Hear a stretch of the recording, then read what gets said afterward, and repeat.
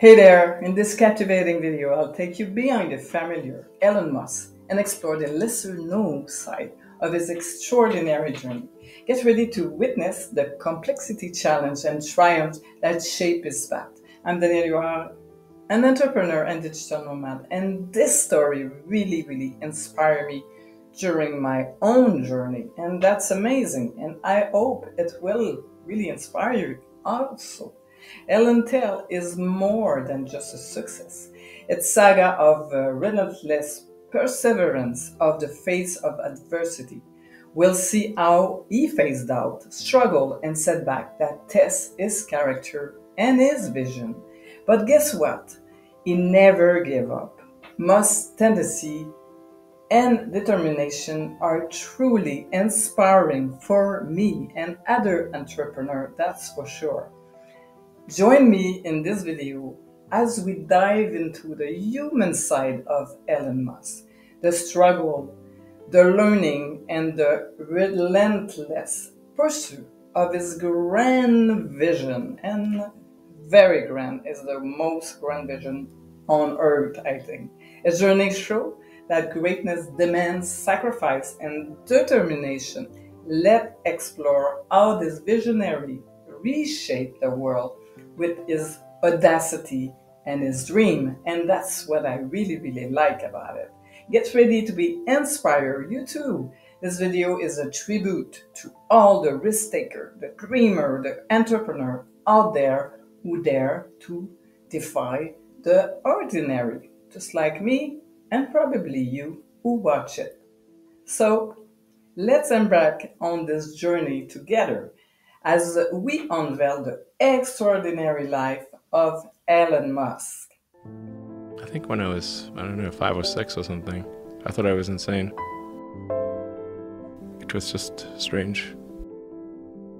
Because it was clear that other people did not, their mind wasn't exploding with ideas. It was like, I'm strange. I don't think you'd necessarily want to be me. People would like it that much.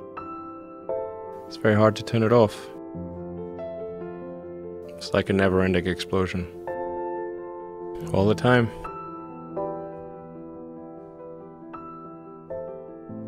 You've said that this has been the toughest year for you, the most sort of taxing year for you.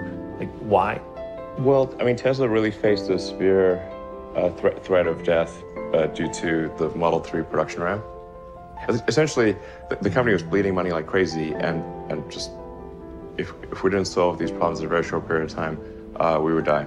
And it was extremely difficult to solve them. How close to death did you come? Within single-digit weeks. 22 hours a day, or like what? How many hours? Just working, so 7 days a week, sleeping in the factory. I worked everywhere from I worked in the paint shop, general assembly, body shop. You ever worry about yourself imploding? Like it's just too much? Absolutely. No one should put this many hours into work. This is not good. And people should not work this hard. They should not do this. It's very painful. Painful in what sense? It hurts my brain and my heart. It hurts. This is not recommended for anyone. I just did it because if I didn't do it, then good chance Tesla would die. What was your biggest failure, and how did it change you? We almost did die at SpaceX, actually. So I budgeted for 3 flights. I mean, technically, I did have a plan where I had the money from PayPal. I had like about 180 million from PayPal. And I thought, I'll allocate half of that to SpaceX and Tesla and Solar City, and that should be fine. I'll have 90 million, like just lots, But then what happened is things cost more and took longer than I thought. So I had a choice of either put the rest of the money in or the companies are going to die. And it's like, so I ended up putting all the money in and borrowing money for rent from friends. When we started Tesla, I thought maybe our chance of success was 10%. That's not a lot, considering you invested a lot of money in the company. Well, I mean, I can tell you my original plan was I thought, okay, I had like $180 million from my portion of the sale of PayPal, and I thought, you know, if I invest half of that in creating these companies, then I still have the other half, which will be fine. Yeah. But of course, that's not how it worked out. We used up all you know, you invested 100 million, then still needed more money, and then there was the big recession of 2008 and 9, and in the end I had to invest everything, and I was borrowing money from friends to pay the rent. You were on the edge of actually I didn't even own a house.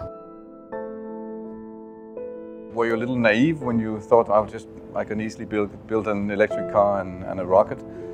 I didn't think it would be easy. Like I said, I thought they would probably fail. But you know, like creating a company is almost like having a child. So it's sort of like, how do you say your child should not have food? So once you have the company, you have to feed it and nurse it, and take care of it, even if it ruins you. Yeah.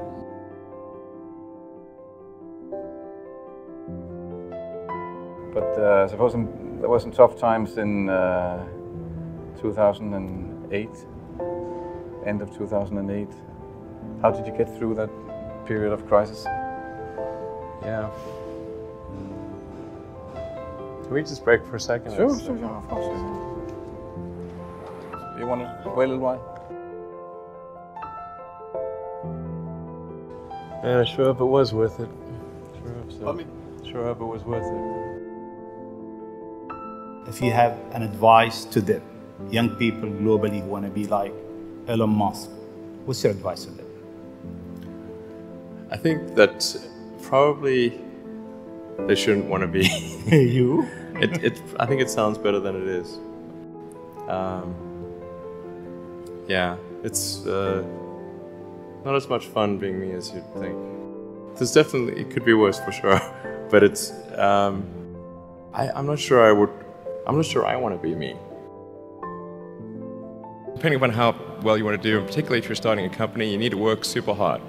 So what does super hard mean? Well, when my brother and I were starting our first company, instead of getting an apartment, we just rented a small office and we slept on the couch. And we showered at the YMCA, and we're so hot up we had just one computer. So the website was up during the day, and I was coding at night, 7 days a week, all the time. And I sort of briefly had a girlfriend in that period, and in order to be with me, she had to sleep in the office. So work hard, like I mean, every waking hour. That's the thing I would say. Particularly if you're starting a company, just work like hell. I mean, you just have to put in, 80 to 100-hour weeks every week. And then a lot of work. All those things improve the odds of success. I mean, if other people are putting in 40-hour work weeks and you're putting in 100-hour work weeks, then even if you're doing the same thing, you know that in 1 year you will achieve what they achieve. You will achieve in 4 months what it takes them a year to achieve. Trying to build a company and have it succeed is like eating glass and staring into the abyss. I mean, what tends to happen is it's sort of quite exciting for the first several months of starting a company, and then reality sets in. Things don't go as well as planned. Customers aren't signing up. The technology or the product isn't working as well as you thought, and then that can sometimes be compounded by a recession, and it can be very, very painful for several years. So I think, frankly, starting a company, I would advise people to have a high pain tolerance. When you had that third failure in a row, did you think, I need to pack this in? Never. Why not? I don't ever give up. I mean, I'd have to be dead or completely incapacitated. So many people try to talk me out of starting a art company. It was crazy. What did they tell you? One good friend of mine collected a whole series of videos of rockets blowing up, and made me watch those. He just didn't want me to lose all my money. How did you figure you were going to start a car company and be successful at it? Well, I didn't really think Tesla would be successful. I thought we would most likely fail. But I thought that we at least could address the false perception that people had that an electric car had to be ugly and slow and boring like a golf cart. But you say you didn't expect the company to be successful, then why try? If something's important enough, you should try, even if the probable outcome is failure. It has actually been a very difficult journey, I have to say. Yeah. My priority right now is to try to add some more management bench strength to Tesla in particular, so that I can take a vacation. In the last 12 years, I've only tried to take a week off twice. The first time I took a week off, the Orbital Sciences rocket exploded and Richard Branson's rocket exploded in that same week. Second time I took a week off, my rocket exploded. The lesson here is don't take a week off. You know, there are American heroes who don't like this idea. Neil Armstrong, Gene Cernan have both testified against commercial spaceflight in the way that you're developing it, and I wonder what you think of that. I was very sad to see that, because those guys are, yeah. You know, those guys are heroes of mine, so it's really tough. You know, I wish they would come and visit and see the hardware that we're doing here. And I think that would change their mind. They inspired you to do this, didn't they? Yes. And to see them casting stones in your direction. It's difficult. Did you expect them to cheer you on? So they're hoping they would. What are you trying to prove to them? What I'm trying to do is to make a significant difference in spaceflight and help make spaceflight accessible to almost anyone. Where does that come from, or how do you think about making a decision when everyone tells you this is a crazy idea? Or where do you get the internal strength to do that? Well, first of all, I'd say I actually think I feel fear quite strongly. So it's not as though I just have the absence of fear. I feel it quite strongly. But there are just times when something is important enough, you believe in it enough, that you do it in spite of the fear.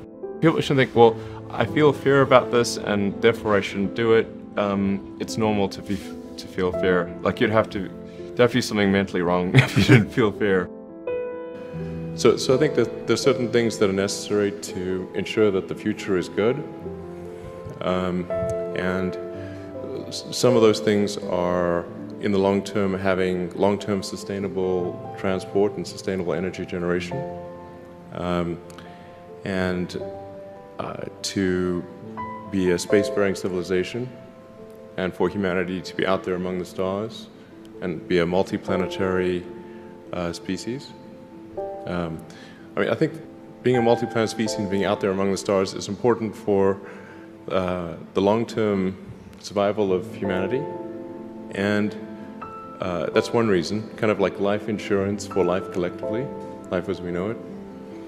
But then the part that I find personally most motivating is that it creates a sense of adventure, and it makes people excited about the future. You know, if you consider two futures, one where we are forever confined to Earth until eventually something terrible happens, or another future where we are out there on many planets, maybe even going beyond the solar system, I think that second version is incredibly exciting and inspiring, and there need to be reasons to get up in the morning. There's a lot of terrible things that are happening all over the world, all the time. There are lots of problems that need to get solved. There's lots of things that are miserable and kind of get you down.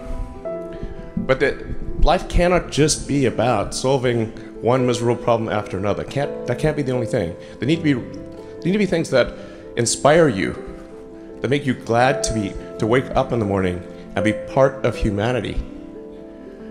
That's why we did this. Wow! Through this video, we discover a real person Facing challenge and triumph just like us. Ellen's story is more than the success. It's about perseverance through tough time. We saw him tackle doubt, setback, and skeptic, and unwavering determination. He even was really sad about it. This exploration inspired me as an entrepreneur and a digital nomad. It's remind us that even great minds face struggle and sacrifice. So let's carry this spirit with us, embracing resilience and determination on our own path. Together, we can make a lasting impact on the world. And thanks to Ellen. As we conclude, stay true to your dream, just as Ellen did. Embrace adversity, for it's where true greatness is born. Thank you for joining me on this inspiring quest. Keep dreaming big and keep pushing boundary. That's important. And also subscribe to my channel for more inspiring story like this one. And let's have a safe travel on your remarkable journey.